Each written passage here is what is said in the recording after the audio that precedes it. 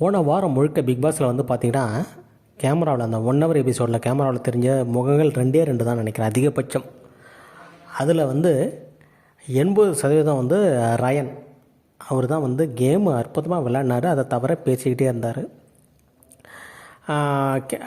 அநேகமாக வந்து எடிட்டர் வந்து அவரோட எபிசோடை மட்டும் தான் எடுத்து போட்ட மாதிரி இருந்துச்சு. ஏன்னா அவர் அந்தளவுக்கு கண்டென்ட் கொடுத்தாரு அந்தளவுக்கு.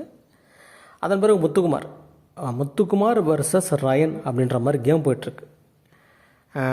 ஸோ அதனால் என்ன பண்ணுறாங்கன்னா, ரயன் வந்து நல்ல ஹை ஸ்கோரில் இருக்கார்.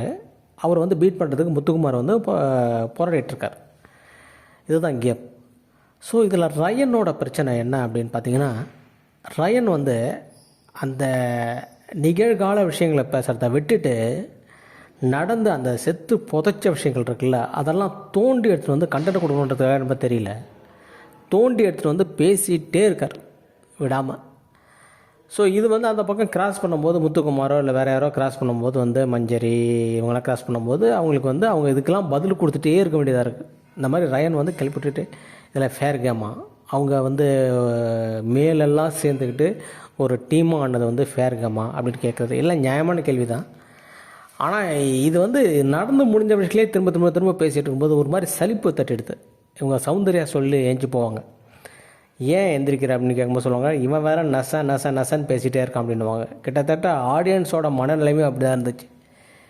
ஏன்டா இவன் முடிஞ்சதே எடுத்து நல்லா தான் விளையாடுறான், இவனுக்கு நல்ல ஸ்கோர் இருக்குது, அற்புதமாக விளையாடுறான், கொஞ்சம் இவன் அமைதியாக இருக்கலாமே, ஏன் இப்படி ரயன் வந்து பேசிகிட்டே இருக்காப்புல, அதுவும் முடிஞ்ச விஷயங்களே தோண்டி தோண்டி தோண்டி ஏன் பேசிகிட்டு இருக்காப்புல அப்படின்ட்டு ஒரு மாதிரி அலுப்பு தட்டுற அளவுக்கு ரயன் பேசினாப்புல. ரயன் பேசுகிறது வந்து அந்தளவு ஒன்றும் தவறெல்லாம் அதிகம் கிடையாது, சரியான விஷயம்லாம் பேசினாப்புல. ஆனால் என்ன பண்ணுறாப்புலன்னா, அந்த டைமில் நடக்கிற டைமில் வந்து ஓரளவுக்கு ஒரு 60% பேசி முடிச்சுட்டு அதன் பிறகு இருக்கிற 40% என்ன பண்ணுறாப்புல, நல்லா ரிலாக்ஸாக உட்காந்துருக்கும்போது ஆரம்பிக்கிறாப்புல. இது யார் இருக்கும்போது பார்த்திங்கன்னா, மஞ்சரி இருக்கும்போது இல்லை முத்துக்குமார் இருக்கும்போது அல்லது வந்து ஜாக்லின் இருக்கும்போது ஆரம்பிப்பார். இவங்க வந்து என்ன பண்ணுவாங்க, அதுக்கு வந்து பதில் கொடுத்து அழுத்துருவாங்க.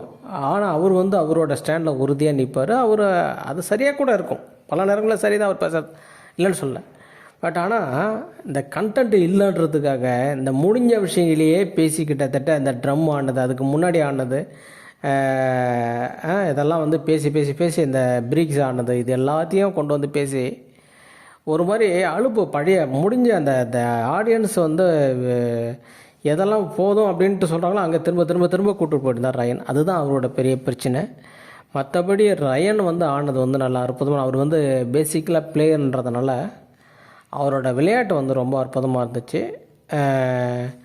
அதேமாரி மஞ்சரியை வந்து அவர் ஸ்கோர் பண்ணுறதுக்கு வாய்ப்பாக வந்து அந்த கலர் அடிச்சுக்கிறதுக்கு வந்து அவர்கிட்ட தான் வாய்ப்பு கொடுத்தாங்க.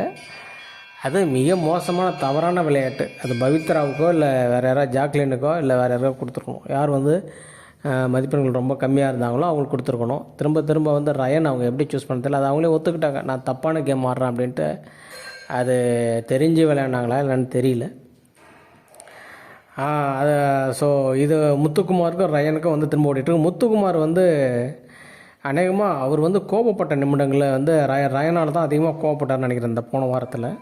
ஸோ அவரோட சத்தமும் அதிகமாகவே இருந்தது.